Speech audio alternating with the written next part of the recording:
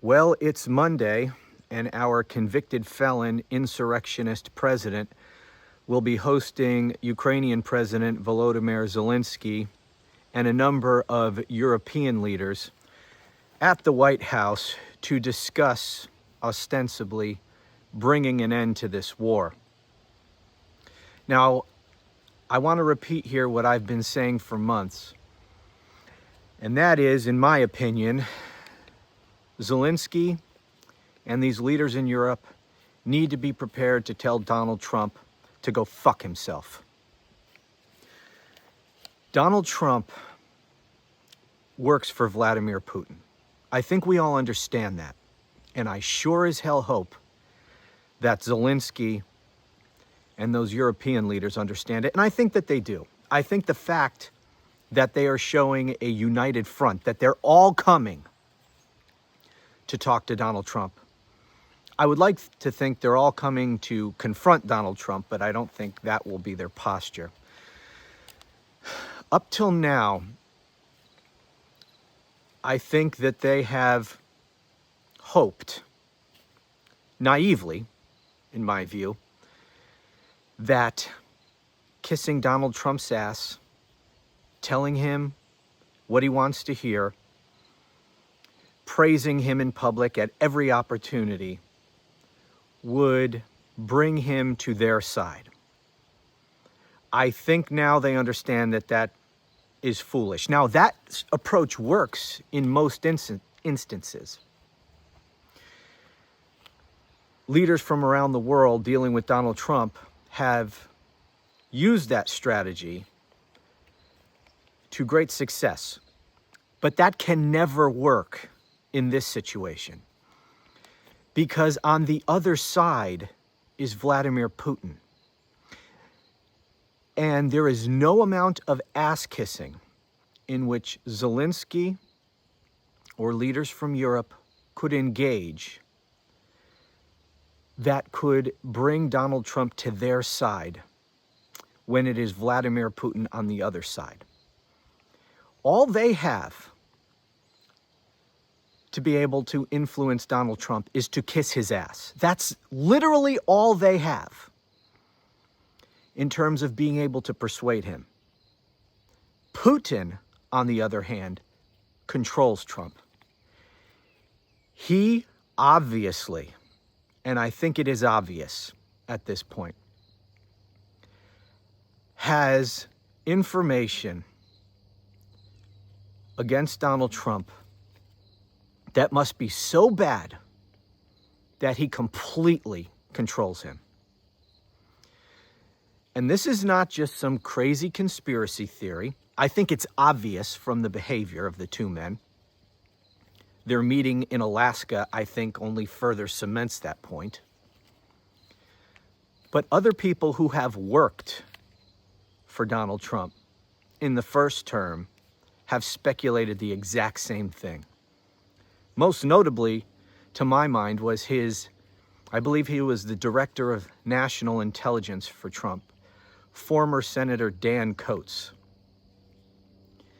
When he left the administration, he commented that he can't explain Donald Trump's apparent subservience to Vladimir Putin. And he speculated, Trump's own director of national intelligence openly and publicly speculated that he believed Vladimir Putin may have blackmail information on Donald Trump that he uses to control him.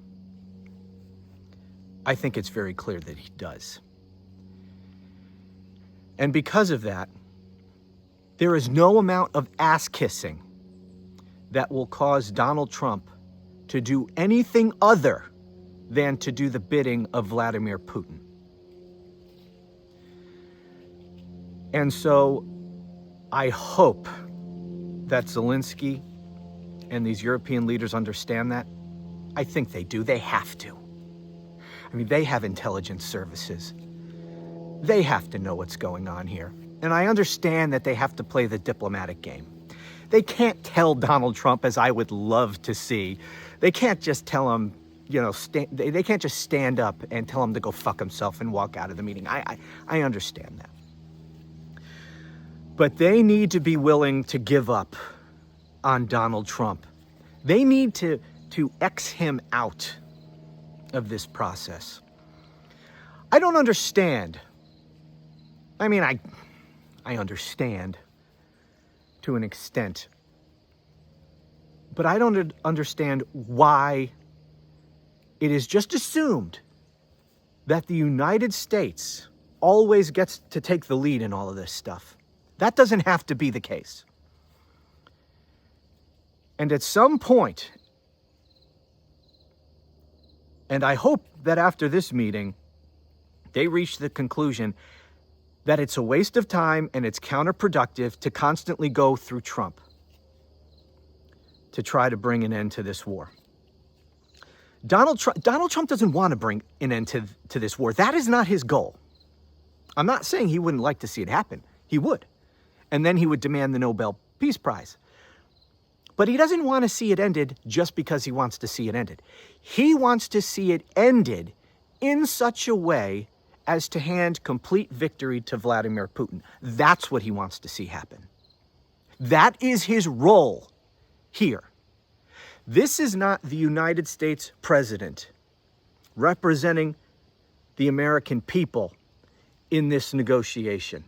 Donald Trump is Agent Krasnov in this negotiation. Donald Trump is there as an agent of Russia in this negotiation, or whatever the hell is going on there. I do believe, or at least I sure as hell hope, that Zelensky and these European leaders understand that. I have a lot more faith in Zelensky than I do in these other European leaders. He has been very impressive.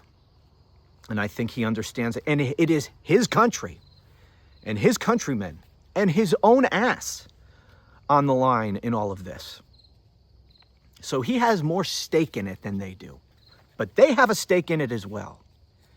I think they all understand this, and I think it's a very encouraging sign that they're all there. But there is no way that they're going to get Donald Trump to agree to anything at this meeting that will do anything other than give Putin what he wants. There's just no way. And at some point, they need to admit that to themselves. And they need to X the United States out of this as much as possible. These leaders in Europe who are accompanying Zelensky to the White House need to be prepared to step up more than they have been. And they have been stepping it up in defense of Ukraine, not just for the sake of Ukraine, but for their own sake. Because I think they full well understand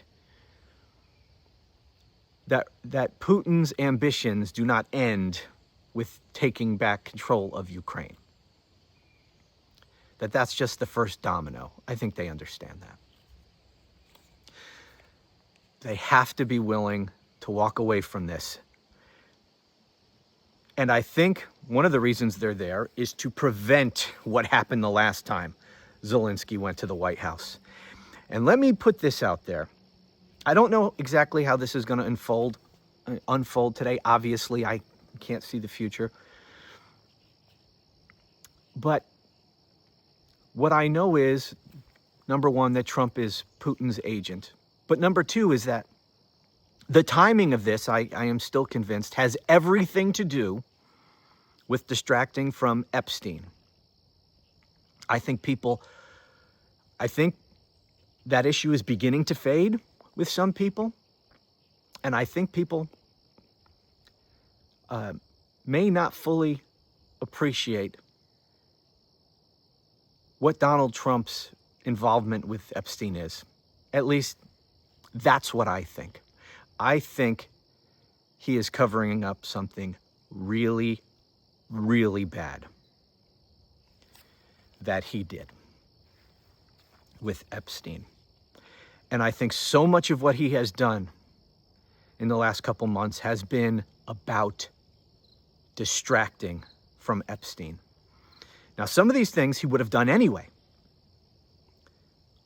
like meeting with Putin and all of this stuff that's going on right now, like the federal takeover of Washington, D.C. He was always going to do that. That's about conditioning the American people to accept the military on the streets of America. And he was always going to start with Washington, D.C. because it's a federal district and he can do it with no opposition. This was always going to happen. I think that was always in the cards. But I think the timing of it is all about Epstein. So too with what's going on with Russia and Ukraine. That was a hastily called summit meeting. There was no preparations. The whole thing was a sloppy joke of a mess. I mean, it was ridiculous. Crying out loud, they're leaving friggin' highly sensitive documents about the meeting in the computer area of a hotel. I mean, the whole thing is just absurd from top to bottom. No deal coming out of it. It was clear that the timing of that meeting with Putin was because of Epstein. It was a distraction. This whole thing is. Now, he was going to do this anyway because he is Putin's agent. But I think they pushed the schedule forward on this because of Epstein. And because of that, Donald Trump wants to drag this story out as much as possible. He wants to keep this in the headlines so that he could push the Epstein issue off the headlines, out of the press, and hopefully people will forget. That's what he's trying to do. And because of that, I would not be surprised if he tries to engineer another moment like that attack of Zelensky in the Oval Office those many months ago. Now, I think that in part, what some of those European leaders are there for is to prevent something like that, to prevent Trump and his team of sycophants and fascists from ganging up and trying to bully Zelensky and threaten him and to make him accept terms of, to end the war that benefit Putin. I think they are there to help prevent that from happening. So I'm very, very encouraged by that part of it. We'll see. We'll see. As I said, I have more faith in Zelensky than I do in the others. But even if they are there to try to prevent a debacle like happened last time, Donald Trump wants to prolong this. Donald Trump wants another debacle like last time. He wants something that keeps this story alive for as long as he can keep it alive. And he saw how much attention he got when he attacked Zelensky in the Oval Office. How long was that a story? How long were we talking about that and nothing else? Quite a while. He would love to have something like that again. So I wouldn't be surprised if he engineers something. I don't know what. We'll see. I don't know how much of today's meeting, if any, is going to be made public. I don't know. We'll see. But I would not be surprised if Trump does something, some spectacle to try to prolong this. But what's not going to happen is Donald Trump will not be there as a good faith actor trying to reach a reasonable end to this war. He is there to do Vladimir Putin's bidding. That has always been the case, and it always will be the case. I hope that Zelensky and the others understand that. I believe that they do. And I hope that they are prepared, as I say, to tell Donald Trump, in a diplomatic way, of course, to go fuck himself. Anyway, that's it for now. Thanks for watching. I'll talk to you again soon.